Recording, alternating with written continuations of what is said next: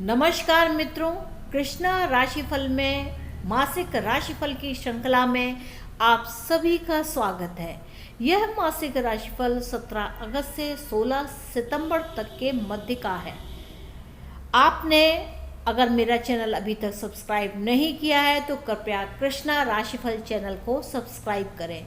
मेरे इस चैनल पर आपको दो तरीके के एपिसोड मिलेंगे, एक भक्ति मार्ग को लेकर के जिसमें कृष्णा की जो गीता है यानी कि माँ है, उसमें जो कृष्णा की टीचिंग्स हैं, उन्होंने जो चीज उसको अपने जीवन में हम कैसे उतार सकते हैं, कैसे उसके द्वारा हम अपने जीवन को अच्छा बना सकते हैं, क्योंकि ये जो गीता की जो टीचिंग्स है वह हमारे व्यक्तित्व में कहीं ना कहीं एक बहुत बड़े योगदान के साथ हमारे जीवन को बदल के रख सकती है और हमें अपनी कठिनाइयों से भी निकाल सकने की क्षमता रखती है। तो मुझे ऐसा लगता है कि इस गीता के महत्व को हर व्यक्ति को समझना चाहिए और उसके जो उपदेश हैं, जो उसका संदेश है, उसे अपने जीवन में उतार करके अपने व्यक्तित्व में चार चांद लगाने चाहिए। तो आइए बात करते हैं कर्क राशि की। तो देखिए, जो कर्क राशि है उसके जो स्वामी देव हैं वह चंद्र देव होते हैं, यानी कि कर्क राशि का संबंध जो है मन से बहुत है। तो जो कर्क राशि है वह चर राशि कहलाती है, स्त्री जाति से संबंध रखती है, सौम्य होती है और कफ प्रकृति भी होती है। साथ ही यह जल में चलने वाली राशि होती है, समोदयी होती है, रात्र में बनी होती है और उत्तर दिशा की स्वामिनी होती है। इसका जो रक्त है वह रक्त धवल मिश्रित वर्ण है और बहुचरण एवं संतान वाली होती है। इसका जो प्राकृतिक स्वभाव है वह सांसारिक उन्नति में प्रयत्नशील रहना, यानी कि चंद्रमा जिस प्रकार मन की गति चलती है उस प्रकार से यह प्रयत्न करके प्रगतिशील रहना इसका स्वाभाविक कार्य है।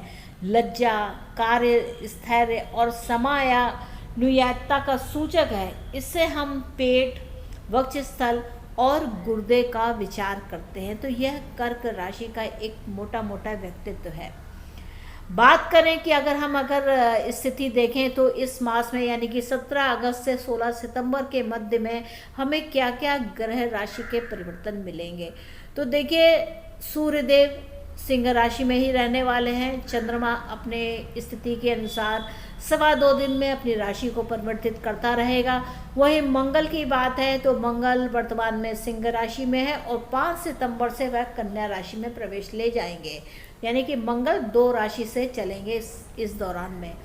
बुध की बात है तो बुध देव भी सिंह राशि में रहने वाले हैं और 26 अगस्त से बुध का भी राशि परिवर्तन है, वह अपनी ही राशि कन्या में जाएंगे।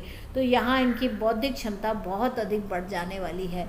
शुक्र की बात करें तो शुक्रदेव कन्या राशि में वर्तमान में है और 5 सितंबर को शुक्रदेव महाराज तुला राशि में चले जाएंगे। तो यहाँ पर जो शुक्रदेव है वह अपनी ही राशि में जाने वाले हैं। तो शुक्र का जो नीचत्व है वह 5 सितंबर के बाद से ख़त्म होना आरंभ हो जाएगा, यानी कि महसूस ही नहीं होगा। और गुरु की बात करें तो गुरु यथावत जहाँ है, यानी कि कुंभ राशि में वक्री अवस्था में अपने गोचर कर रहे हैं।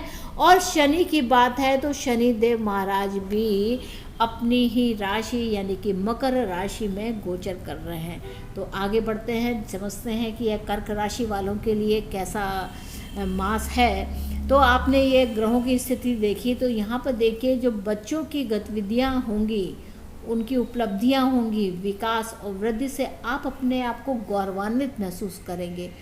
उनकी नज़रों से जब जीवन को देखने पर आपको सुख की अनुभूति होगी और ठीक ठाक तरीके से काम करने की इच्छा का आपके अंदर भाव जागेगा। पूर्णता तथा संतुष्टि का एहसास भी रहेगा। सकारात्मक विचारधारा और आदर्शवादिता आपके साथ होगी। आपकी गतिविधियां, बल्कि कहें कि आपका जीवन आपके संबंधों के इर्द गिर्द घूमेगा। आप न केवल चिंताओं से मुक्त रहेंगे बल्कि अपने कार्यस्थल, व्यापार, कैरियर, पेशे में भी पर्याप्त सफलता पाएंगे। इसलिए अंततः आपके पास उससे कहीं अधिक होगा। तो धन की बात कही जाए तो इस समय पे आप देखेंगे कि आपके पास धन 3 तरीके से आ सकता है। एक आपका स्वयं का आपकी जो धन के स्वामी हैं यानी कि सूर्य देव हैं वह अपनी ही राशि में विराजित हैं।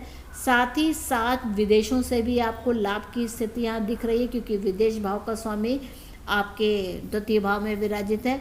षष्ठ भाव की अगर बात करें, क्योंकि ये जो बुध देव हैं वह आपके तृतीय भाव के भी स्वामी हैं, तो यहाँ पर क्या है कि आप अपनी मेहनत के बल पर भी अपना धन संग्रह करने में सक्षम होंगे। मंगल की बात करते हैं तो मंगल देव आपकी पंचम भाव के स्वामी हैं और साथ ही साथ आपके दसम भाव के भी स्वामी हैं, वह बैठ रहे हैं आपके द्वितीय भाव में। तो ऐसी स्थिति में क्या है कि आप जो चाहते हैं, जैसा आप अपने एक प्रतिष्ठा को लेकर के आप जो विचार करते हैं, वह प्रतिष्ठा के जो भाव हैं वह आप अपनी वाणी में रख सकते हैं कि ऐसा होना चाहिए, ऐसी स्थिति है।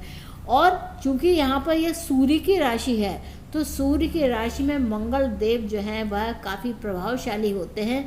यहाँ पर आपको अपनी वाणी में विशेष ख्याल रखना होगा कि आप अपनी वाणी का प्रयोग सही तरीके से करें। और गुरु की बात करें तो गुरुदेव देखिए अष्टम भाव में विराजित हैं, तो यहाँ पर गूढ़ रहस्यों को निकालने के लिए यहाँ पर द्वितीय भाव और अष्टम भाव का एक अनूठा संबंध है।